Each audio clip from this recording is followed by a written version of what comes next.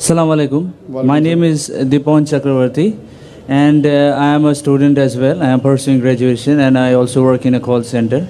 And my question is, why is it important for a woman to marry a third party if she wants to go back to her first husband after her first husband has given her talaq? भाई साहब का सवाल था कि ज़रूरी क्यों है कि अगर एक औरत अपने शोहर के साथ तलाक हो जाता है तो उसे दूसरे से थर्ड पार्टी से शादी करना ज़रूरी क्यों है पहले शोहर से वापस करने के लिए? ये सवाल है। सवाल अभी दोहरा है, जवाब दे रहा हूँ मैं। ये लोगों को गलत फहमी है कि अगर मियाँ बीवी का तलाक होता है और अगर वो फिर से शादी करना चाहते हैं, ये गलत फहमी है लोगों की कि उसको तीसरे से शादी करना फ़र्ज़ है। कुरान में साफ तौर पे लिखा हुआ है सूरह बकरा में सूरा नंबर 2 आयत नंबर 228 से लेके 242 तक तलाक का पूरा डिटेल दिया गया है, किस तरीके से तलाक दिया जाता है। पहले मैंने कहा था कि आपस में समझौता होना चाहिए, नहीं होता है तो गेट एन आर्बिट्रर, एक बड़े को बुलाओ, शोहर की तरफ से बीवी की तरफ से समझौता करो। नहीं होता है तो तलाक बोलने के बाद इद्दत के 3 माह है। कुरान में लिखा है सूरह बकरा सूरा नंबर 2 आयत नंबर 228 के 3 माह, 3 महीने, 3 menstrual cycle is the period of waiting इद्दत। 3 महीने के बाद the divorce is completed। लेकिन 3 महीने के दरमियान अगर मियाँ बीवी वापस में रुजू होना चाहते तो हो सकते, तलाक नहीं होता है। लेकिन अगर 3 महीने तक रुजू नहीं होते और अलग हो जाते और 1 साल बाद उन्हें ख्याल आता है अरे हमने गलत किया, हम फिर से शादी करना चाहते, तो कुरान की आयत है सूरह बकरा सूरा नंबर 2 आयत number 232, do not prevent the women from marrying the former husband. आप औरतों को अपने पुराने शोहर से शादी करने से मत रोकिए। तो वो औरत फिर से अपने पहले शोहर से शादी कर सकती है, लेकिन नया निकाह नया महर, न्यू मैरिज न्यू महर। No no no, what you are saying is a misconception. I come to it. लोग समझते हलाला की ज़रूरत है, हलाला जैसी कोई चीज़ कुरान में है नहीं, मैं उसके ऊपर आऊँगा। लेकिन फिर से शादी करने के बाद फिर से इन लोग ज़िंदगी बसर करते हैं, 3-4 साल बाद फिर से कुछ नाइत्तेफाकी होती है, फिर से तलाक। वही तरीके से समझौता करो, बड़े को लेके आओ, तलाक बोलो, 3 माह रुको, फिर जाओ। फिर से 2 साल बाद याद आता है नहीं वापिस से रहेंगे, फिर से शादी कर सकते, फिर निकाह, फिर महर, फिर से झगड़ा होता है। फिर तीसरी बार अगर तलाक होता है तो अल्लाह ताला फरमाते सूरह बकरा सूरा नंबर 2 आयत नंबर 230 में कहते कि तीसरी बार अगर तलाक देंगे तो फाइनल। इसके बाद आप फिर से मियाँ बीवी ने, जब तक आप थर्ड को नहीं मैरी करें।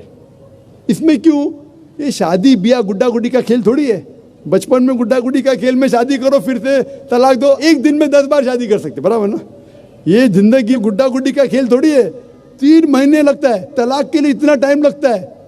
प्राइवेट मीटिंग, फिर बड़े लोग से मीटिंग, फिर 3 माह, फिर जुड़ो प्यार से, एक दूसरे पे कीचड़ मत उछालो, फिर शादी करो। मैंने मेरी ज़िंदगी में किसको भी नहीं देखा जो सही तरीके से तीसरी बार तलाक हुआ, मैं देखा नहीं अभी तक के। 1 बार हुआ देखा होगा, 2 बार, तीसरी बार तो देखा ही नहीं मैं। ये अगर आप गुड्डा गुड्डी का खेल करते तो फिर 1 बार आपने रिजेक्ट किया, 2 बार रिजेक्ट किया, 3rd बार फाइनल, फिर आप दूसरे से शादी करो। आप प्लान नहीं कर सकते, आप दूसरे से शादी करो और रो। और फिर पता लगा आपको मैं पहले शोहर से नाराज़ थी, सिर्फ दिन में 6 घंटा देते थे, ये नया शोहर तो 2 घंटा देता है, तो पहला वाला अच्छा। नो, दाल आटे का भाव मालूम पड़ेगा। मेरी माँ मुझसे कहती थी मार्केट जाएंगे तो दाल आटे का भाव, दाल और आटे का भाव, आप समझे ना? तो हो सकता है क्या, मालूम पड़ा मैं मेरे शोहर से झगड़ा करती थी, वो बीवी कहेंगी, मालूम पड़ा क्या नया शोहर तो पुराने वाले से बदतर है, आप समझ रहे ना? और फिर अगर नए वाले से डिवोर्स हुआ, सेम तरीका, आपस में समझौता, प्लानिंग नहीं। अगर प्लानिंग करेंगे कि एक रात तुम्हारे साथ सोऊंगा और फिर तलाक देना, ये हराम है, आप समझ रहे ना? ये कुछ लोग करते हैं, मैं जानता हूँ मुस्लिम माशरे में, वो हराम करते। प्लानिंग करना, तुम्हारा शोहर बनूंगा, एक रात बाद तलाक दूंगा, फिर तुम शोहर शादी करना, ये हराम है। कुछ लोग करते हैं, गलत करते, कुरान में ऐसा नहीं लिखते। तो अगर तीसरी बार तलाक के बाद या पहली तलाक के बाद भी, पहले बार तलाक दिए, दूसरे से फिर पता लगा सही नहीं, तो वापस जा सकते, आप समझे ना?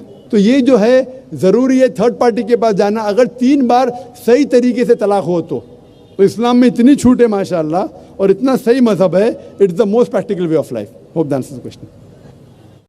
Good evening. I am Principal Ram Shinde, retired. I want to ask a question. जैसा कि आपने अभी कहा कि हिंदू मजहब हो, इस्लाम मजहब हो या ईसाई मजहब हो, उन सब में बहुत सी समानता, इक्वलिटी पाई जाती है. फिर भी इन मजहब को लेकर सदियों से संघर्ष, कॉन्फ्लिक्ट और मनमुटाव क्यों? इस संदर्भ में मेरा मानना है कि यदि मजहब ही आपको चाहिए तो इंसानियत एंड नथिंग बट इंसानियत, दैट इज मानव धर्म, यह एक नया जमाने की नई तकाजा है. इस पर आपकी क्या राय है? हमारे हिंदू भाई ने बहुत अच्छा सवाल पूछा है कि ईसाईयत में, इस्लाम में, हिंदू धर्म में काफी अक्सानियत है, फिर भी संघर्ष है, हमेशा लड़ना झगड़ना. हम सिर्फ मानना चाहिए इंसानियत, हम मानना चाहिए ह्यूमैनिटी. लेकिन मैं ये पूछना चाहता हूं, ये किताब इंसानियत किसने लिखी? क्या पाते कोई किताब जिसका नाम इंसानियत है? इस्लाम में एक मुसलमान अच्छा मुसलमान हो ही नहीं सकता तब तक जब तक वो अच्छा इंसान नहीं. अगर मुस्लिम अच्छा इंसान नहीं तो मुस्लिम हो ही नहीं सकता. अच्छा इंसान होना बहुत जरूरी है. आप कह रहे हैं कि स्कूल 10th स्टैंडर्ड पास करो, मैं कह रहा हूं ग्रेजुएशन करो. तो इंसानियत is 10th standard, Islam is graduation, post graduation एकदम. इस किताब कुरान में आप एक भी आयत नहीं दिखा सकते जो इंसानियत के खिलाफ है. मैं जानता हूं कई दुश्मन इस्लाम, क्रिटिक्स ऑफ इस्लाम ने किताबें लिखी इस्लाम के खिलाफ, क्योंकि उन्हें इस्लाम का इल्म नहीं है. कुरान मजीद की एक भी आयत आप मुझे दिखा नहीं सकते जो इंसानियत के खिलाफ है. वो इंसानियत के बारे में ही कह रहा है. आप अगर जाएंगे कोई जंगल में और आप फल खाना चाहते, आपको पता नहीं कौन सा फल जहरीला है क्या नहीं, तो आप पूछेंगे ना किससे तो पूछेंगे भाई कौन सा जहरीला है क्या नहीं. आप खुद अगर कोशिश करेंगे तो बहुत जल्दी आप गलत फल खा के मर जाएंगे. आप जब बीमार होते जाते डॉक्टर के पास, सही. तो इसी तरीके से अल्लाह सुब्हाना व तआला, खुदा ने इंसानों को बनाया है. खुदा से बेहतर कौन जानता है जिंदगी किस तरीके से जीना चाहिए? खुदा दुनिया के सबसे बड़े डॉक्टर, सारे डॉक्टरों को इकट्ठा करेंगे, उससे बड़ा डॉक्टर है हमारे बनाने वाला. तो हमें यह तहकीक करना चाहिए कि हमारे बनाने वाला, हमारा खालिक, हमारा खुदा किस तरीके से जिंदगी हमें चाहता है कि गुजारे. तो मैं ये कहता हूं कि आप कम से कम ये मानिए कि एक किताब, कम से कम एक किताब खुदा की तरफ से 100% सही है. हिंदू कहेगा मेरी वेदा खुदा की किताब है, ईसाई कहेगा बाइबल, मुस्लिम कहेंगे कुरान. फिर मैं कहता हूं जो चीज इन तीनों किताबों में यकसा है, कम से कम उस पे तो अमल करो.